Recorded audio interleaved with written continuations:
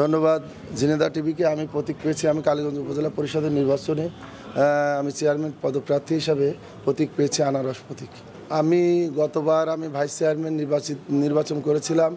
আমি আমার প্রতিদ্বন্দ্বী প্রার্থীকে বিপুল ভোটে পরাজিত করে আমি নির্বাচিত হয়ে আমি আমার এলাকাকে উন্নয়ন করার জন্য, মানুষের সেবা দোরগোড়ায় পৌঁছে দেওয়ার জন্য আমি কাজ করেছি এবং 5টি বছর আমি মানুষের সেবা দিয়েছি এবং দোরগোড়ায় পৌঁছেও গিয়েছি। তো কালীগঞ্জ উপজেলাকে একটি মডেল উপজেলা হিসাবে গড়ে তোলার জন্য আমার একান্ত চেষ্টা।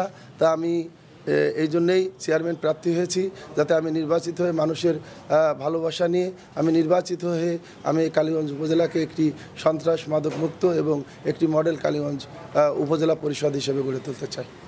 কালীগঞ্জ উপজেলাবাসীর প্রতি মেসেজ থাকবে, আমি বিগত দিনে আমি তাদের সাথে ছিলাম, আছি এবং আগামীতেও আমি তাদের সাথে থাকতে চাই।